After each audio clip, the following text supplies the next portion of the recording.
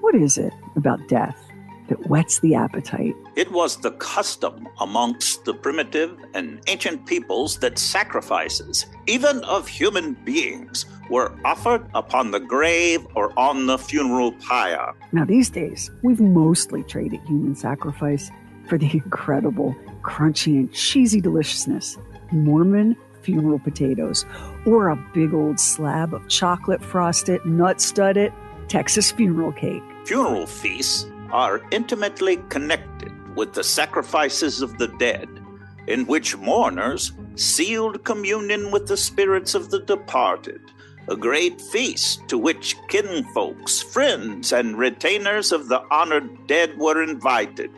Originally, the feast took place at the grave. Today, funeral feasts tend to take place in church halls or restaurants or private homes, not at grave sites or mausoleums. Whatever the location, grieving is hard, hungry work, and folks who show up for a funeral expect to be fed. It has been said, dispense with the dinner at a country funeral, and there will be a small attendance at the funeral. Whether it's a full buffet spread or a bowl full of nuts in the church basement, just be glad that what you're nibbling on is sitting on a plate and not on the chest of the corpse. Be glad that it's food in your mouth, real food, and not the accumulated sins of the dearly departed. And make out a small beam of light against the mirror.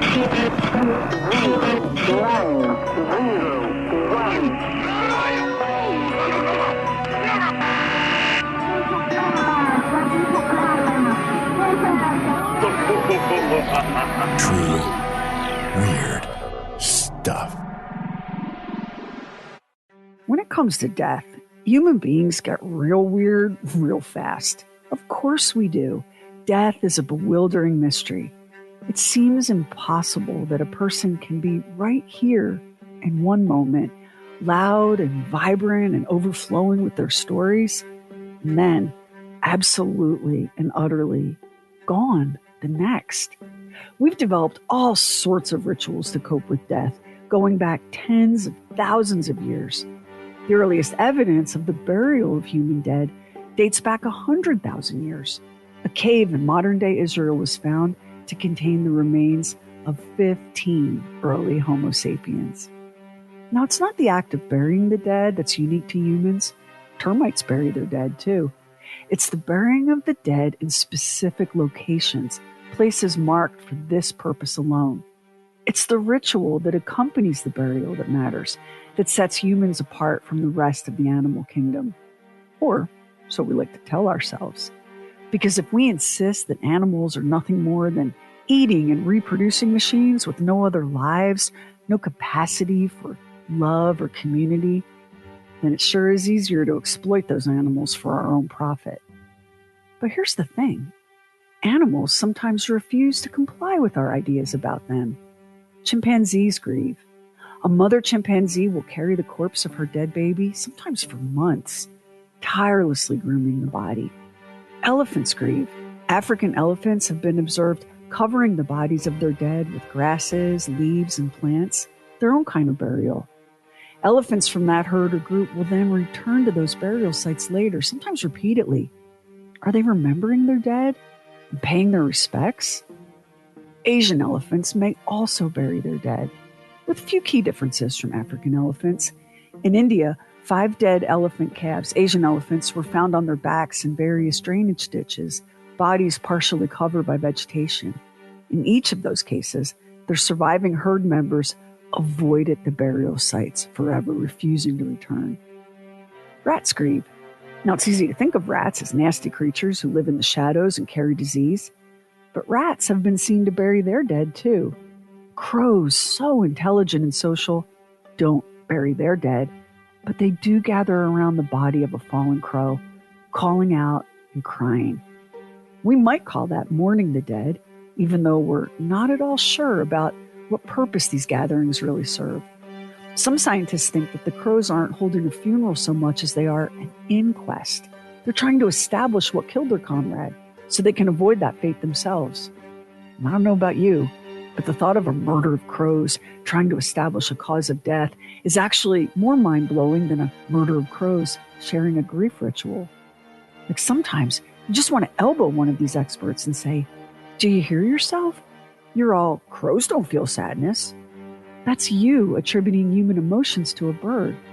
Those crows are just having a little meeting to figure out why one of them died. That's all.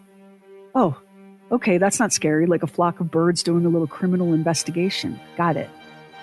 Now, one enormous difference between how animals process death and how people process death comes down to a little 3-letter word: sin. Something humans can commit in abundance, and animals can't commit at all. Or, so we believe. How powerful is sin? Sin is so powerful that it doesn't even require action. Thought itself can be a sin.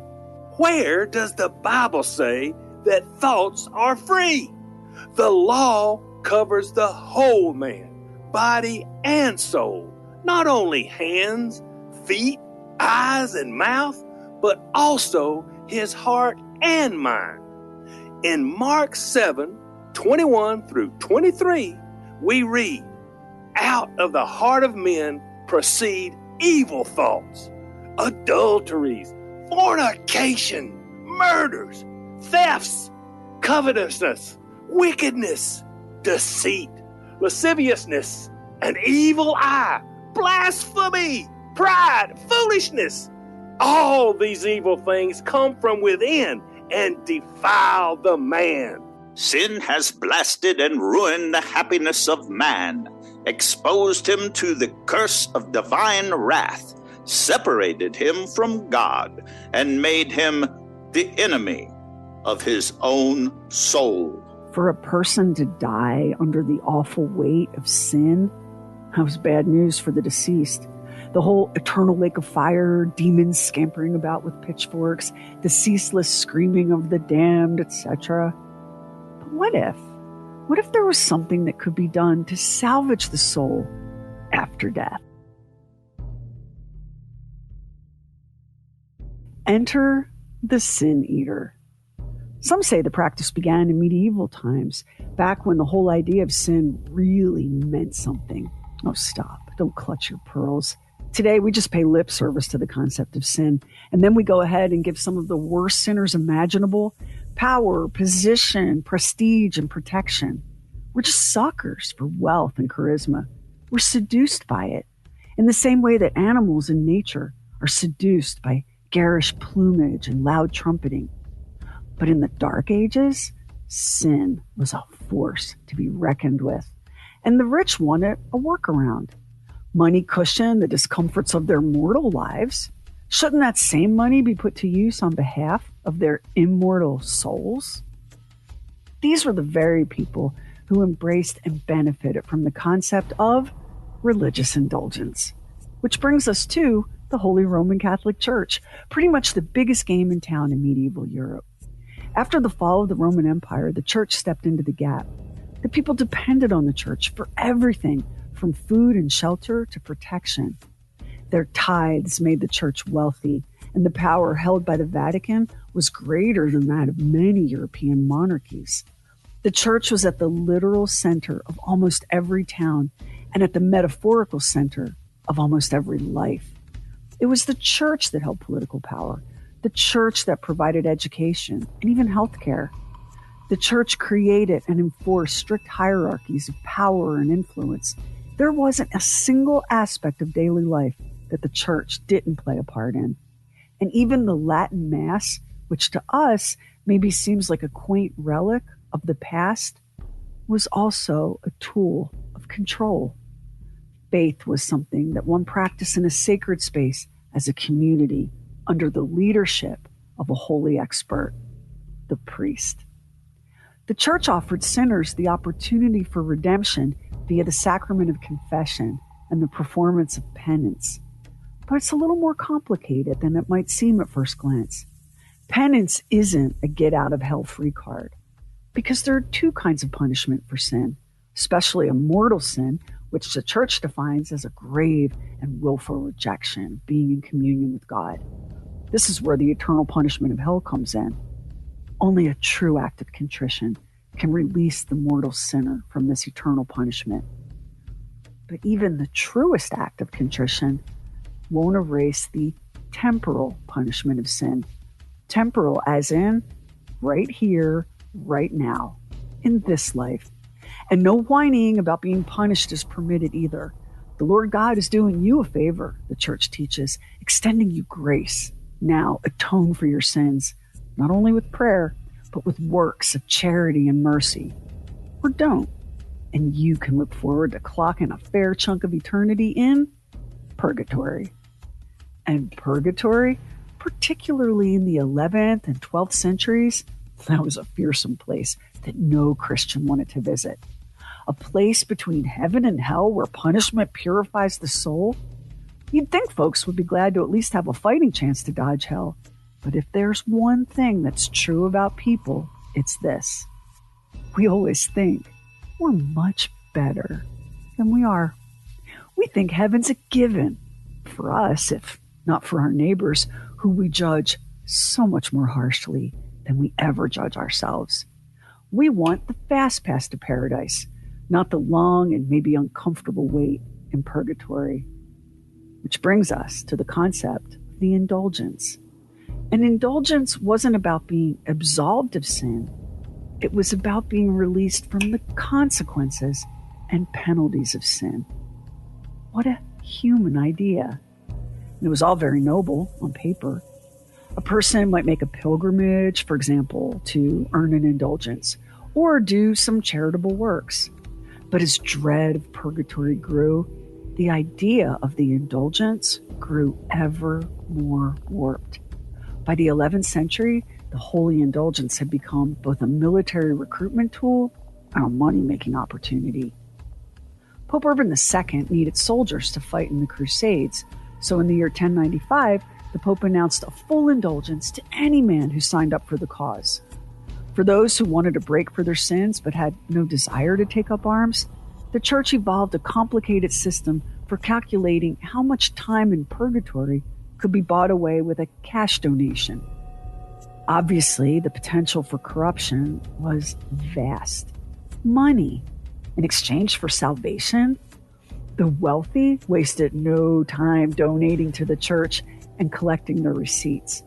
Those receipts came in the form of something called a letter of indulgence. The practice grew and grew and morphed, and eventually it was even possible to purchase indulgences in the name of the already deceased. It was this game of pay-to-play salvation shenanigans that drove the German theologian Martin Luther so crazy that he launched the Protestant Reformation to combat what he saw as the purely corrupt Church of Rome. "You can't buy your sins away," thundered Martin Luther. "You can only do that through faith in Jesus." The church, Martin Luther declared, was running a racket. Why does not the Pope, whose wealth today is greater than the wealth of the richest Crassus, build the Basilica of St. Peter with his own money, rather than with the money of poor believers? Martin Luther shook his fist at the Catholic Church and the widely held belief at the time that human beings had any ability at all to influence their own eternal outcome. Salvation, Luther declared, came down to God's grace alone, and God's grace simply wasn't a thing that could be purchased. For in the gospel, the righteousness of God is revealed through faith for faith. As it is written, he who through faith is righteous shall live. So, if you couldn't buy off your sins, or at least reduce the punishment for those sins, then what was left to the man who was simply incapable of living a sinless life? As ever, the rich chafed against anything that cramped their style. As ever, the rich believed that their wealth made them special, and special people deserved to play by special rules. If they could no longer throw money at their stained souls, then there simply must be another way. Historians think that this is when the practice of sin-eating developed in the British Isles during this medieval period. The ancient chroniclers failed to detect the origin of sin-eating. We owe our best pictures of this weird custom, which has survived from the days when our ancestors were cannibals and did not shrink from the body of a friend or an enemy as a toothsome meal. Oh, yikes. Funerals are rough enough without having to eat the deceased. Most of what we know about the practice of sin eating comes from England and Scotland and Wales. The premise was simple. When a person died, the family would prepare bread. Sometimes the dough would be left to rise on the chest of the corpse. Once it was baked, that bread was believed to contain all of the sins of the dearly departed, symbolically at least. Sometimes an already baked loaf would be placed on the body. A single slice wasn't unheard of in poorer families. To eat the bread was to consume the sins of the dead, purifying their soul and allowing them to bypass purgatory and go straight to paradise. It was a fine workaround, but there's always a catch. The catch being, consuming those sins might have freed the dead from a burden, but the weight of those sins now rested on the soul of the sin eater, which is why this wasn't a job for just anyone. A sin eater was typically a social outcast, a person so desperate for a meal and a few coins that risking damnation was the least of their worries. Not surprisingly, though, a sin eater was also a person considered tainted by the sins they consumed. So much so that he or she would be avoided, shunned even, as someone too dangerous, too soiled to be accepted into polite society, which made for a terrible sort of paradox. The people wanted and needed their sin eater, yet treated the sin eater as something revolting and unclean. Pretty much the only time a sin eater was welcomed into the community was at a funeral.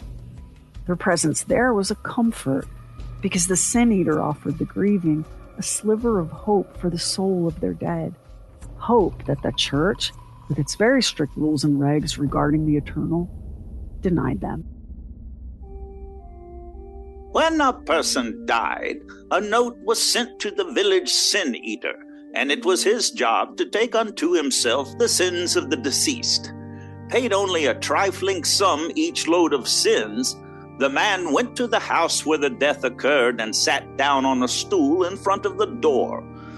A crust of bread and a bowl of ale were handed to him, and after he finished the meal, he arose and pronounced the ease and rest of the dead person, for whom he had pawned his own soul. How could the sin eater, the lowliest person in the entire community, take in so much sin without losing his or her own soul to eternal damnation? Well, if the idea of one person gobbling down the sins of another is a stretch for you to believe, then this next part will really ask a lot of you. Sin eaters were thought to have an unlimited number of their own souls to spare. Records show that some sin eaters gave up their soul as many as 400 times. The ceremony of the sin eater did vary a little from place to place and even evolved over time. For example, some sin eaters were not kept at the front door, but were ushered inside to the room where the body lay cleaned and waiting. A piece of bread was placed on the corpse, usually by one of the women relatives. The sin eater then ate the bread, and he was slipped his small fee and hustled out of the house amid a shower of sticks and stones. The sin eaters, already pariahs, objected to being pelted with sticks and stones on top of every other torment and indignity. Thankfully, this part of the ceremony was soon phased out. It was one thing to shun the village sin eater. It was another thing to hit him with rocks. Not that you should be impressed by this show of compassion, because the people didn't worry so much about the sin eater's feelings or about his head being bashed in as they did about whether or not the sin eater would show up beside their own dead body when the time came. A man like Richard Munslow was the last person anyone would ever expect to become a sin eater. Munslow was a prosperous farmer, baptized in the Church of England, a married father of 7. Men like Richard Munslow lived solid, respectable lives. Maybe not so memorable, but good and decent lives. Loved and appreciated, admired even, and then forgotten. That would have been Richard Munslow's fate, but fate, that trickster, had other ideas. Tragedy struck the man a brutal blow, upending Munslow's placid life. 4 of his 7 children died, an infant gone shortly after birth, and then 3 more children dead in a single week, all of whooping cough. Grief like that is an earthquake, reshaping the entire world, leaving no landmarks, not even solid ground beneath your feet. The life Richard Munslow once had was over. He was inconsolable. Munslow felt that everything had been taken from him, and now he was a man with nothing to live for, and also nothing to lose. He made a decision. He would honor the memory of his children, but more importantly, he would redeem their immortal souls. Munslow turned his back on comfort and privilege and became a man who consumed the sins of others. He traded his ease and risked his own soul in the hopes of granting salvation to another. Richard Munslow became a sin eater, the last of his kind in all of England. By the time the grieving farmer made the decision to pawn his own soul to save the souls of his children and neighbors, the custom of hiring a sin eater was already fading into memory in England and Scotland. In Wales, though, the people were slow to let their sin eater go. Their tradition involved bread and salt and beer placed on the deceased. The sin eater would utter an incantation over the bread, after which he proceeded to eat it, and thereby eating the sins of the dead person. When this was finished, he would receive a fee of 6 pence, after which he would leave the place as expeditiously as possible, all the friends and relatives of the departed aiding his exit with bows and sticks. Listen, if funerals today gave mourners a chance to beat someone with a stick, funeral homes would probably be standing room only. The sin eater bore away all the sins of the deceased and prevented him or her from waking after death. Oh, this was the other service provided by the sin eater, the prevention of ghosts.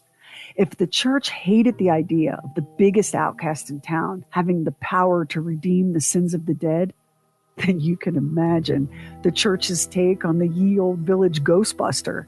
Because as far as the church was concerned, ghosts were impossible.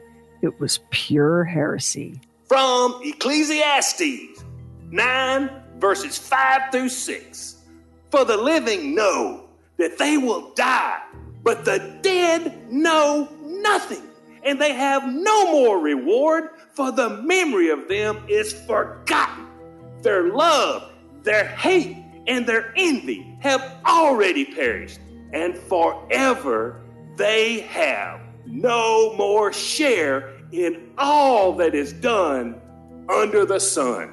The church ain't afraid of no ghosts, because as far as the church is concerned, there's no such thing. Demons, angels, spirits, yes, but no living man or woman could ever awaken after death to stalk the world in which they'd once lived. Death was final, a one-way trip to either heaven or hell, no exceptions. The Protestant Reformation was also anti-ghost and anti-purgatory. But in denouncing purgatory, Protestant theology basically told the living that their dead loved ones were, quite possibly, burning in a lake of fire for all eternity, and there wasn't a damn thing to be done about it. For folks who'd long believed that prayer in this realm could help save the souls of those in the next, this was a harsh blow. And even after a century of hard effort to persuade the people to surrender their belief in ghosts, the Church of England hadn't made much progress. Because the people, dutiful as they were in attending services and paying their tithes, well, the people quietly but firmly disagreed as to the whole reality of ghosts. And the church leaders saw with dismay that they were not only losing the ghost battle, they were now facing a new and more terrifying enemy, the rise of atheism, which explains the astonishing reversal in Anglican theology. Ghosts, spirits, and phantoms found themselves back in play. Let the Catholics and the Protestants in continental Europe deny the spirit world all they want. In England, especially in the 19th century, ghosts and ghostly apparitions and spirits of all sorts were all the rage.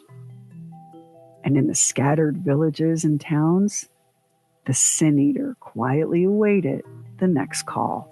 It was the custom at funerals to bring poor people to take upon themselves the sins of the people deceased. One of them, a long, lean, ugly, lamentable-looking rascal, took upon him the sins of the defunct and freed him or her from walking this world after death. So, one reason the practice of sin eating continued for so long in the British Isles might just come down to a petulant king who had a hard time staying married to just one woman. When King Henry VIII wanted annulment from his wife, Catherine of Aragon, the Church of Rome was all, lol, no can do, sire. So, Henry split from the Church of Rome and became head of the Church of England in the 16th century. The 17th century brought all sorts of political and religious chaos. The attempt to stomp out all vestiges of Catholicism and Catholic religious practices continued into the 18th and 19th centuries. One of those practices was the administration of last rites and the deathbed confession. Losing the chance to receive absolution from their sins at the time of death left so many of the people feeling desperate and frightened. What punishment awaited them on the other side if they dared meet death stained and filthy with sin? This is the lesson that the powerful never seem to learn. You can step on the people and you can oppress the people, but you can never, ever truly have full control over the people. When Henry VIII placed himself at the head of the Church of England and banished the Church of Rome, he didn't take into account how much comfort his subjects had derived from their now forbidden rituals. He left his subjects to find their own means of support, their own comfort. And this might just be why the poorest and most desperate suddenly had a new occupation available: the Sin Eater. And it's all connected to why we follow the weeping and sorrow of a funeral with, if not a feast, then a meal. We no longer think of that bowl of ambrosia salad or that plate of weirdly flavorless cookies as a means of saving the soul of the deceased. The food part of the funeral is now just customary. It's more about hospitality than eternal redemption. Now, eating and drinking at a funeral is more a celebration of the life than a payment toward the debt of sin. But there's one last thing, and that's the soul of the Sin Eater. Choked with the transgressions of others, heavy with guilt, stained by so much sin. Who tended to the souls of the Sin Eaters? Seemingly no one. I guess the people hoped and wanted to believe that the Sin Eater would find grace on some other plane, because there sure wasn't any on offer here for the poor wretches, including Farmer Richard Munslow, the last known Sin Eater in England. All the man wanted was for the souls of his 4 dead children to swiftly enter the kingdom of heaven. He traded his wealth, his status, and the easy comforts of his life to make that happen. Munslow humbled himself, became the lowest of the low, a man who feasted on the sins of others at the risk of his own salvation. Richard Munslow died in 1906 and was buried at St. Margaret's Church in the village of Rattling Hope. There he lay under a worn and crumbling gravestone, forgotten for more than 100 years, till 2010, when the people of Rattling Hope, led by a pastor named Reverend Norman Morris, launched a fundraiser to repair his grave. Enough time had passed that superstition finally gave way to sentimentality, and it was decided that the Sin Eater was an important part of local and religious history. Now remember, though, that Sin Eaters did their work in secrecy, and they were scorned, so few records could be found, which made Richard Munslow such an extraordinary figure. With the $1,200 raised in his name, the villagers restored his grave marker and turned it into a memorial for his 4 dead children as well. Here lies Richard Munslow and his wife Anne, as well as their 4 children. George, 11 weeks old, Thomas, 3 years old, James John, 6 years old, and 1-year-old Elizabeth. It's not often that a man like Munslow, a grieving father who traded his life of privilege for one of the lowliest service, finds himself not just honored, but remembered. It's because of who Munslow was in life that he was maybe the only person, the only one that could help bring the sin eater out of the shadows, who could bring the sin eater redemption, however late or unexpected. Next time on True Weird Stuff, she was the pride of the whole family, a dazzling beauty, adored for her quick wit and kind heart. Hers was a golden life, till she disappeared. There were whispers and rumors. It was a heartbreak. It was a breakdown. It was a scandal. And then a mystery.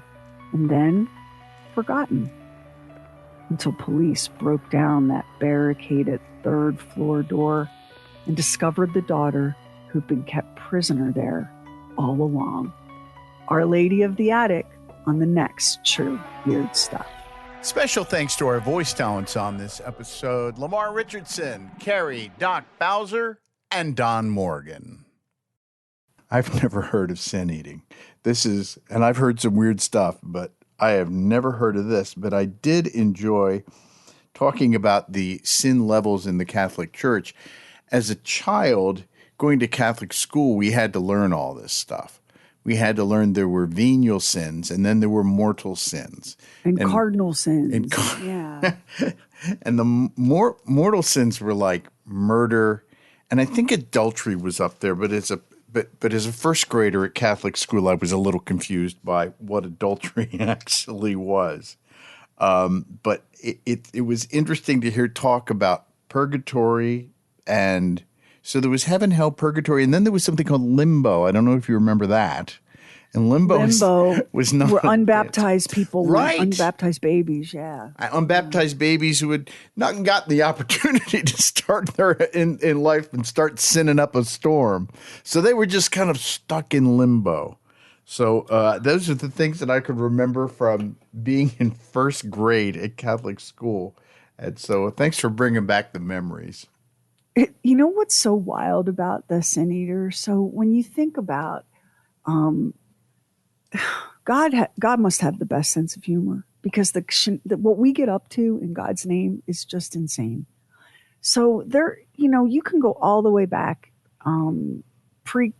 pre-Christian civilizations. You go all the way back to the earliest known evidence of humans living in community, and you'll find like ritualized practices around death and some indication that people, even the earliest humans, understood or believed that there was more to us than just the meat that we're walking around with, right? Mm-hmm.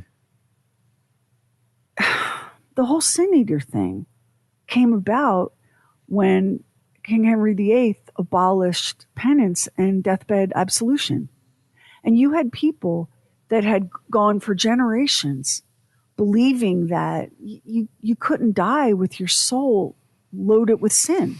And so the priest would come and give last rites, and you would be genuinely contrite, and yeah, you might end up in purgatory for a while, but it's better than hell. When that went away, it left this enormous empty space in the spiritual lives of the people. And the kind of empty space it left was significant, because it's one thing for me to tell you, heads up, Footloose, I don't want you dancing. And it's another thing for me to tell you, yeah, listen, you're just going straight to hell. I mean, what are you going to do? That's how the people felt. And so you see a practice like the sin eater coming into play because people just are desperate for redemption. Mm. This is a totally man-made problem. This is a totally manufactured scenario here. And you can really see the impact. You can really see that the incredible tight grip on daily life that the church had for centuries. Oh, yeah. For centuries in Europe and the UK. And you can't I'm so sorry. You can't strip people of the things that make life bearable and expect them to just go, okay, I guess that's the deal now. So the sin eater was a replacement for deathbed absolution. Right? I mean, think about it. But what's crazy is the way that it was just assumed, and this is a people thing, because we're this way today. We've been this way since the beginning. We always look for a scapegoat, somebody who's at the very bottom of the pile that you can just treat like trash. And the sin eaters were absolutely, they were talked about in the most despicable terms, like they were barely human. They were treated like, not just like animals, but they were treated like foul, unclean animals.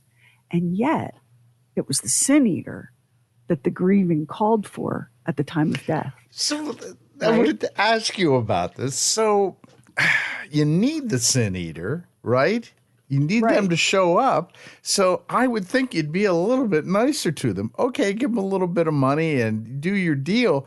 But why are they throwing sticks and stones at them as they leave? And beating them. It's like, wow. This was a time of such incredible superstition, too, that they were afraid that they knew the people in these villages, they were small clusters of population. The people knew that the sin eater, that their soul was black with sin, that they had been accumulating sin. And this person, I mean, maybe they thought, you would get sin cooties if you got too close. But yeah, the sin eaters were absolutely tormented. And because it was a practice that was not, everyone was doing it, right, in this part of the world, but it was a practice that wasn't sanctioned by the Church of England. And so it lived in the shadows. And there was shame around it. And so it's not really well documented. The best documented instance of a sin eater happened in a small village in Scotland, where just by random chance, a woman was witnessed calling for the sin eater to come to eat her dead husband's sins. And there were, depending on where you lived, Scotland or Wales, there were different kinds of rituals. In Scotland, you would light a fire in the road, and that would signal there had been a death in the house and that the sin eater was needed. Mm-hmm. But that was unique to like that one space because, again, no mass media, no social media, no sineaters.com for all of your sin eating needs. Shipping is free, right? There's none of that. So the practice kind of changed and morphed depending on where you went. And in some places it was bread. In some places it was bread, salt, and beer. Some places you had to bake the bread on the corpse. Other places you just had to sit the food on the corpse. How do you bake the bread on the corpse? Well, no, you didn't bake it. I'm sorry. You let it rise. Let it rise. Even when you said it, I was like, how do they do that? Because the bread has to soak up the sin. Oh, I see. By putting the food on the dead body, the sin would travel into the bread or the salt. Or that sometimes cheese, but that was rich people. I know it doesn't make any sense. When you step back from it, you're going, now who would think that that was real? Who would buy that? Who would believe that? Right? But you have to remember like this is the dark ages. Like remember where you were. People were not, the general population wasn't educated. They weren't literate.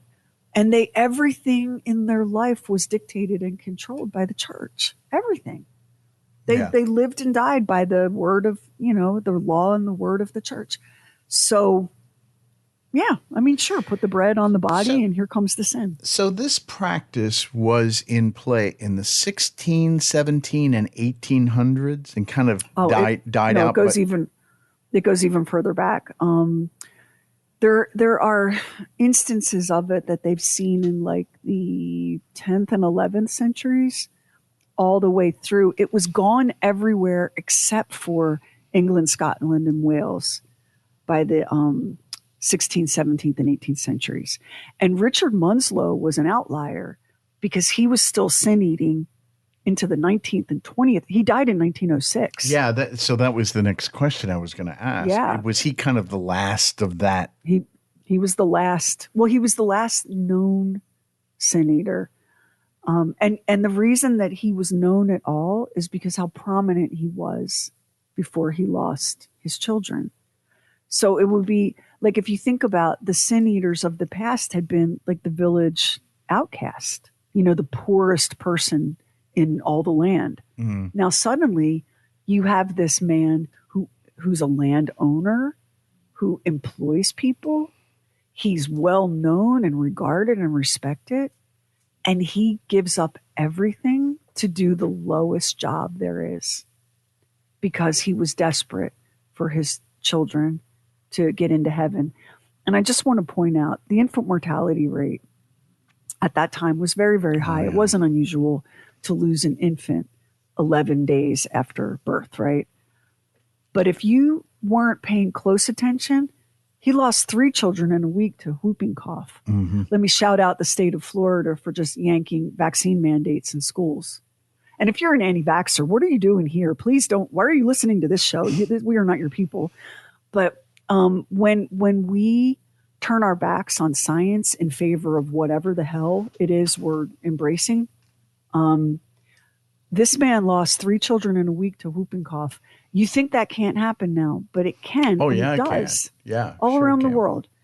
So, think about that the next time you're celebrating how no children in Florida have a vaccine mandate going into school. And it's not just the unvaccinated who suffer, the entire community, because of something called herd immunity. And I probably should stop talking now, or the white van is going to pull up outside and take me away. I just can't believe how stupid we are in this unique moment in 2025. So one of the things that I noticed, the newspaper reports that we do, one of the things that I get to see that listeners don't is I get to see your script. And so what you do with each article, you put what year they came out. Some of that stuff was in 1950. So were they doing like a historical piece, I'm wondering, in the paper about it? I was waiting for you to ask that because I did not put this in the episode. Many boatloads full of people emigrating to the New World came from those villages in the British Isles. And those people, the descendants of families who used sin eaters, came to the United States, and the practice picked up here. But it was very isolated and very scattered. There was a woman, the news story in the 1950s, people were talking about it because a woman had died in Kentucky and her obituary mentioned a sin eater. And people were like, what the hell is a sin eater? I mean, think about 1950 America, right? Mm-hmm. Post-World War II, white picket fences, happy days. The heck's a sin eater? So there were isolated pockets in like Kentucky and West Virginia, Ohio, the Ohio Valley, where people from that part of the world had settled after emigrating. Mm-hmm. And, you bring your practices from home. We see that. That's why we used to call America the melting pot, because people brought these traditions and cultural practices from all over the world. And when they got here, they evolved again to fit this culture and this landscape. But sin eating as a practice, that was kind of the end of it. You didn't see, it may still be out there. There may be someone listening right now who's like, holy, I thought that was just my mama's church. It may exist somewhere, in some way, but that's why it made the American news in the 50s, because it was this relic from another time. So this was primarily something that people with the Church of England practiced? Yeah. Yeah. Even though, like, you can, in the beginning of the episode, when you hear about, how we used to eat the dead, right, to honor them, we would take some of their essence into us. Thank God we don't do that anymore. That seems rough. Now we take their ashes and snort them. So there's always been a connection between where human beings are concerned between death and ritualized eating or drinking, the ritualized consumption of food. One of the first ways that the tradition of the sin eater kind of showed up in England after the death of Richard Munslow it was the custom of funeral cookies, funeral wafers. So picture of a small sort of flavorless and kind of a hard biscuit type thing. Yeah. Those would be baked and distributed to mourners at funerals. And nobody really knew where that came from. But what you were doing is you were symbolically consuming the sins and transgressions of the departed. The cookie just hadn't been, the wafer just hadn't been, placed on the body, and you weren't beaten with a stick afterward. But you can see how that practice sort of evolved. Yeah. Have you never wondered, maybe you've never been to a big ethnic funeral or wake, which is just as much about eating and drinking as it is about grieving and eulogizing? There were some funerals that I went to. One I'm thinking in particular, there would have been like a second cousin. They lived in Delaware, and I can remember there was a lot of food. There was there was the funeral. One of the children died. It was a very tragic accident that happened, we had this great big feast after the funeral. And that struck you as strange, didn't it? It did, because I suppose that it was a bit of a. It felt like it should be more of a somber occasion, and the occasion took on almost a party atmosphere, which I suppose on the one hand you can make a case for that, but as a child, it seemed a little strange to me. I had the same reaction the first time I was old enough to comprehend that. It seemed to me that people, like, how could you have an appetite? And if you've ever, so like when my stepdad died, when my grandma Blackhair died, there were these big feasts. So when my stepdad died, he was LDS, and there was a meal served in the ward hall after his service, and the food looked amazing, but who had an appetite, right? Yeah. All these ladies in their local ward. And my mom has done this for years.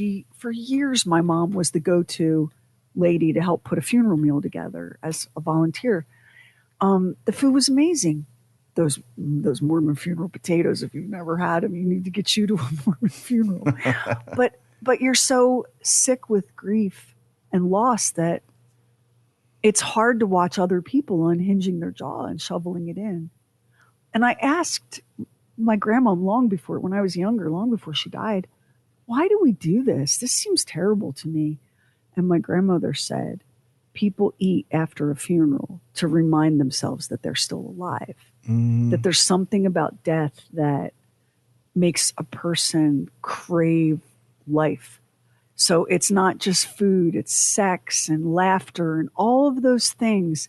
So, and it's almost like a primitive and superstitious way of pushing the Grim Reaper back and closing the door. Like, yeah, you got close, Grim Reaper, but look at me just eating and loving and singing and all of the things that are strictly a part of life that you can't take away yet.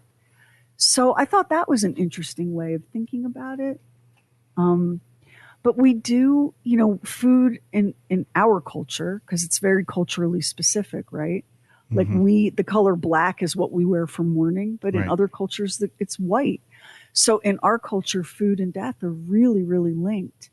And I have been to funerals where I heard people bitching that the food wasn't very good. like, sir, you are not at the Golden Corral. You're at a funeral. What are we doing here? You would think that, it would bring to you that life is short. Please don't complain, I'm going to reread something that was from one of these newspaper reports that I think is hysterically funny.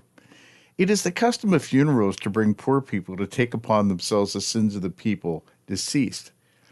One of them, a long, lean, ugly, lamentable-looking rascal, took upon him the sins of the defunct and freed him or her from walking after death. So not only was this person poor, they were also long, lean, ugly, and lamentable looking. Lamentable looking. Yeah. And this person just did you a favor. They just ate your dead loved one's sins so they could go to heaven. And you're still being an asshole, right? Yeah, the poor sin eaters, they were not as valuable as they were. They were not treated sort well. of surprised by that. I really am. For me, there were so many, God is one thing. Faith is one thing. Organized religion, that's another story. Because organized religion, that's a man-made, that's a human-made thing.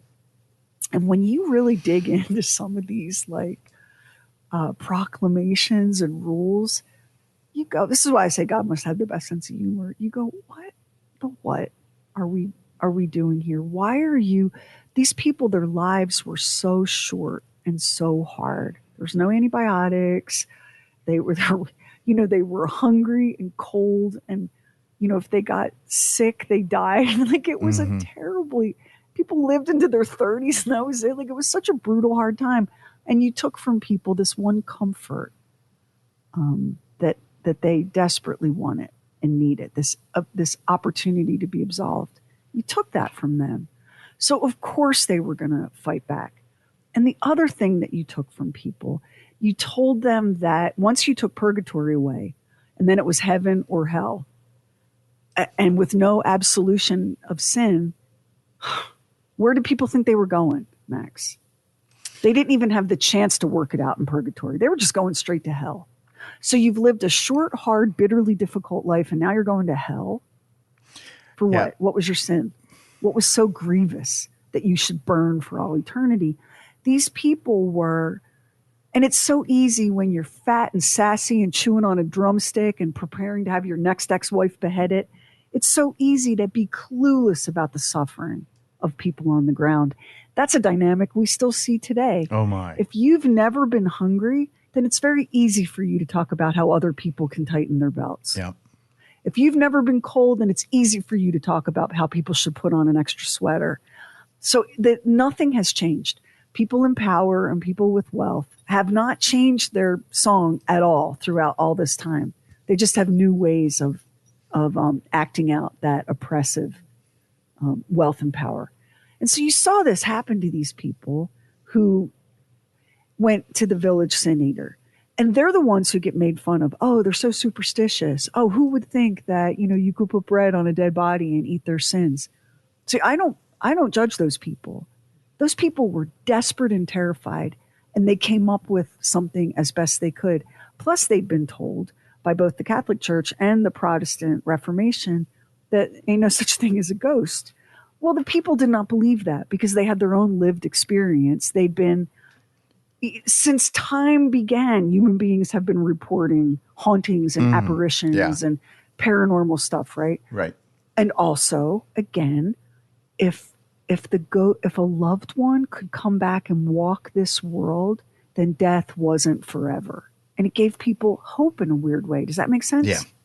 Gave them hope. And now you're taking hope and absolution. What's left? Let's just pick fleas off each other, Vincent, until we die of the plague. This is the life that these people were working with. And I thought it was very interesting. And this brings us right back around to how religions are man-made. When the Anglican Church realized that the harshness and the strictness of the dogma about life and death was driving people into atheism, they went, oh, wait now. Beep, beep, beep. Looks like ghosts are real after all. And because we've done previous episodes on how crazy people were for spirit photography and seances and mediums and all of that in the 19th century. Oh, yeah. The Anglican Church had no choice but to kind of reverse that position because they were losing people who insisted that, yes, there absolutely is such a thing as a ghost. And so you see the way that, things get kind of people go too far and then they back it up a little bit and they evolve it to fit the beliefs of the time. Because what's the point of having a religion if no one shows up and pays their tithes and believes? What are we doing with an empty building? They had to find a way to offer comfort to the faithful. And so that little evolution happened in the 19th century, and it was just kind of delicious to see that come back in. So, yeah, this really just comes down to, this is just a story of people doing the best they can with what little they had and trying desperately to atone for whatever sins they committed or thought they committed so that they could have a fighting chance of a paradise after death. Well, Sherry, breaks your heart. It does break your heart. I had never heard of sin eating. I'm very familiar with emotional eating, which in and of itself seems to be perhaps sinful. So, well, that description of the sin eater that you liked so much, the lean, ragged, lamentable looking rascal, not a lot of calories in sin, apparently. No, apparently not. It's low. Your emotional eating's another problem. It's low carb. So this is one of those like stories that at first you go, oh, look at those. This is crazy superstition. But then you peel a layer back and then a layer back and you end up going, well, damn, let the people have their sin eaters. God, what did you need to take everything from them? You had their labor. You had their youth. You had their vitality. You had the everything that they worked to grow and create was yours. You couldn't give them a little bit of hope that when they died, there might be something better. I mean, think about that. And we touched on the indulgences.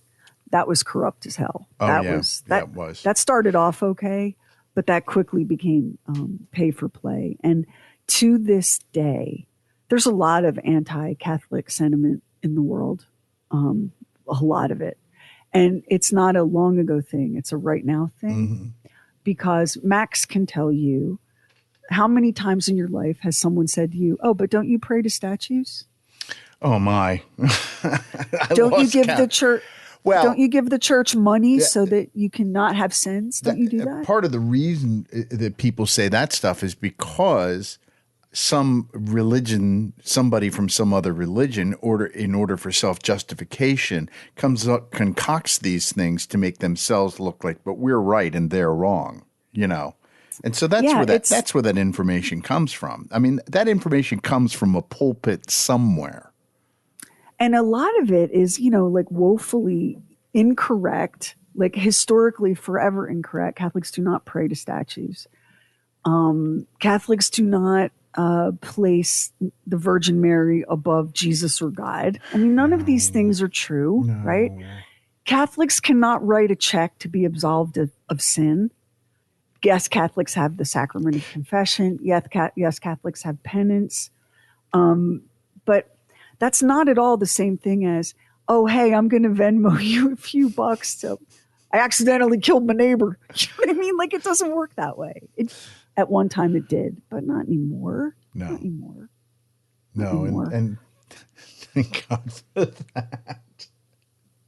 I don't have enough money for all the sins to give to the church, but I did. My mother, anytime anything happened, any discomfort that I had in my life as a child, my mother would go, offer it up for the poor souls in purgatory. I'm not even sure she was 100% sure if that was doing anything. It was just something to say to a kid that was complaining, Well, let's, before we wrap up, let's chat about purgatory for a second, because so you were raised in the Catholic Church and I was raised in the Catholic Church, and purgatory was like a thing. And I've never understood why. I mean, Martin Luther hated it. Purgatory had to go. Right. There ain't going to be no purgatory. There's also not going to be any works. You're going to have faith, and faith alone will get you into heaven. We won't even get into predestination, where you could be born condemned to burn and there's no damn thing you could do about it, right? Oh my God. So purgatory struck me as a kid like summer school. Yeah, I kind of failed this. Right, summer school. Right. No, seriously, Max. I didn't do well during the school year, so I've got to go. Struggled. Yeah, I struggled. But wouldn't you, and maybe because we were children and we learned it very simplistically, but didn't it strike you as a kid like, that's a pretty good deal? Yeah, I got to go do some purgatory time, but that's better than being jabbed with a pitchfork. I'm having some fun along. I'm having a little fun along the way. I'm just doing venial things. It's no big deal. Yeah, you're in purgatory. Yeah, you're cleaning the bathroom or what have you, but you're not in hell. Can I just say that they used to call what they called last rites is now called the anointing of the sick in the Catholic Church. It's a sacrament. But when I was a kid, they called it extreme unction. And so better get the priest there to get to the hospital to make sure you give them extreme unction, which is, they anoint with oil and everything else. That way they'll go to heaven. And I'm going, suppose the priest got stuck in traffic. Well, you're screwed. And it seemed, even as a kid, there was a little part of me that said, that seems kind of unfair. Enter the sin eater. Now imagine instead of the priest being stuck in traffic, you're not allowed to have this at all anymore, but you're still terrified, right? Where's your extreme unction? Where's your absolution? That's your mother or father or child or husband or whatever dying in front of you. Mm-hmm. And they're just going to die with all that sin blackening their soul. Mm. Can you see how the sin eater came to be? And for people of faith, like I don't know what Max's parents were devout. They were such devout good Catholics. Catholic. I have it sitting right over here. They have an official commendation from the Pope in Rome for all the work they did through the years for the church. When your dad was in the hospital at the end, did he not have the priest come? Did you not have the priest come to his room? Yes. To administer that? Yes. Because that was something that was really important to my grandma. She wanted to see her priest. Let people have their comfort. Let them have it. And and the great delicious irony here is when the church yanked away absolution at death because of superstition, they opened the door for an even more wild, wacky, superstitious practice in the form of the sin eater. Sometimes, church, you should dance with the devil because you have no idea what's going to come through that door after you slam it shut.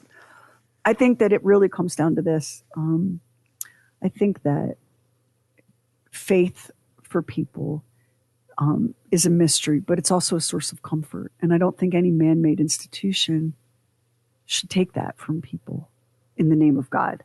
I just don't think they should. And yet that's what happened here.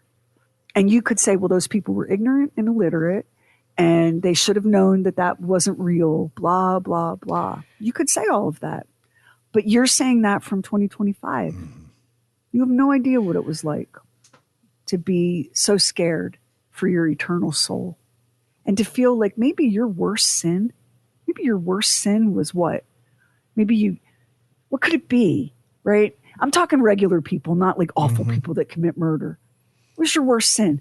Did you lie to the village seamstress and tell her you liked her dress? Like, what was your worst? Think about when you first started going to confession as a kid, when you were like digging deep for a sin. Bless me for the I've sinned.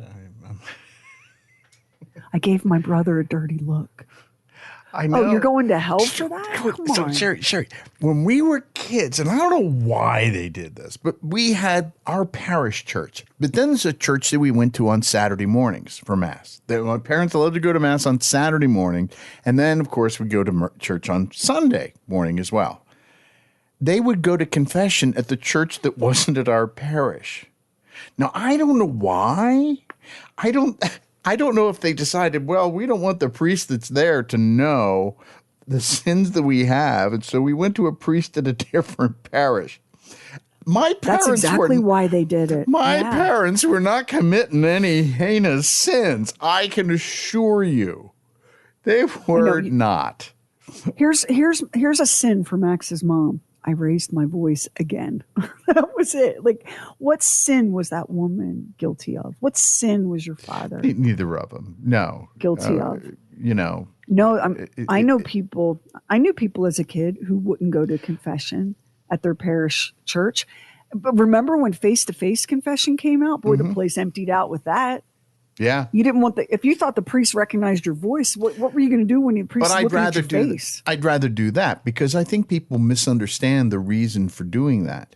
To sit with somebody and tell somebody your sins is a humbling proposition.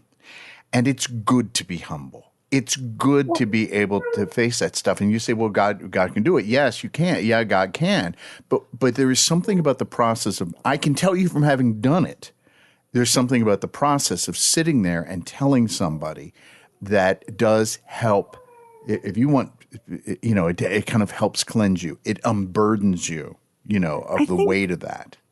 I think there's a therapeutic component to it, don't you? Yeah. You're sitting, I've done face-to-face. It's been bless me, Father, I haven't been to confession since the Triassic period, okay? But I can remember face-to-face confession as a teenager in Catholic school where you would just kind of talk it out. Yeah. But we were lucky. We had some youthful priests that were very much embracing these new ways. When some of these changes happen, of course, not everybody embraces them. And, it can be, that's awkward too. My grandparents never went to face-to-face confession. That wasn't the world they were brought up in. Right? That's just what you did. Sure. It was tough being a 14-year-old boy and going to confession. I'm just going to tell you it was. Because I can remember when we went to that church, there was a priest by the name of Father Ernst. And Father Ernst spoke like this. And I can remember I went into the confession. Here I am, 14 years old, and I am going to bear the worst things that I have done. And as a 14-year-old, there's so many worse things that you can do. And I'll never forget him. Through the little shade, he went, "How many times?" And I'm like, geez, I lost count. I don't know. Take a moment, shall we? And let's have a moment of empathy for the priests that had to listen to teenage boys confessing jerking off over and over and over, to the point where the priest must have been like, all right, 7 Hail Marys, and please wash your hands before you eat dinner. Like, how many times? Oh, my God. That had to be so, and you're so, bashful and proper. That must have killed you. I don't know how you survived. I was like, I think this is one we're not going to tell. We're not going to tell this one, just because God sees all. I was so at that time when you're that age and you just don't have great understanding about a lot of things. There was a priest that I had who was a friend, and I lost touch with him, and I looked him up recently, and he died a few years ago. But he really had a sensible attitude about all of this stuff and about what's important. And what you can say is a sin and what you can classify as sin is really just selfish behavior most of the time. And to be able to look at it as that and lose selfishness and to to try to become a selfless person and rather than there's another check mark on the list about what the sin is. See, I can tell that you went to seminary school though, because what you're talking about is several levels deeper into theology than what the surface level stuff gets thrown at you when you're 12 and 13 years old, don't you think? Yeah. I think you're right. You had the benefit of getting to really wrestle with the meaning of these sacraments and rituals and what you were trying to do, that you were trying to bring peace to your own conscience and learn how to be of service to your fellow human, right? Right. But if you don't have the benefit of that, here's what you're told. You need to get in. You need to make some stuff up and get in there and tell the priest something. It's time. It's your turn. Go. You got to do it. You've got to do it. And you would go, all right, I did this many times. I did that many times. Whatever it was, any little, thing. And then if I screwed up something in school, my mother would go, you better be telling the priest in confession. If she knew what the sins were, she was berating to me to make sure that I did it. I could have said, Mom, look, there's no problem at all. I'm going to find a sin eater at the end. So no problem. All right. My first few rounds of confession after receiving the sacrament, and you get it, and you get the sacrament of Holy Confession in like middle school, so you can imagine that's a challenging time. They started that in first grade for us. You started. See, I didn't make my first Holy Confession. Here's why you needed the confession, because you weren't allowed to have the communion if you were going to the confession, unless you went to confession, because you had to have, because at 6, I was burdened with a lot of sin. So much sin. There was adultery. Well, at this point, at 6 years old, you're confessing original sin because you got nothing else. You got nothing else. But then they told us, there's a little act of contrition you can say during the Mass if you're going to go to communion, and that'll hold you over until you get to confession, which I always thought was kind of interesting. At age 6, I was under the impression, because I was taught this, I was under the impression that if I accidentally chewed the communion wafer, I was biting Jesus. And you know me, and you know my imagination, my paralyzing fear of biting the Savior at 6 years old was unbelievable. Like, I would have rather honestly choked to death on the communion wafer than risked taking a bite.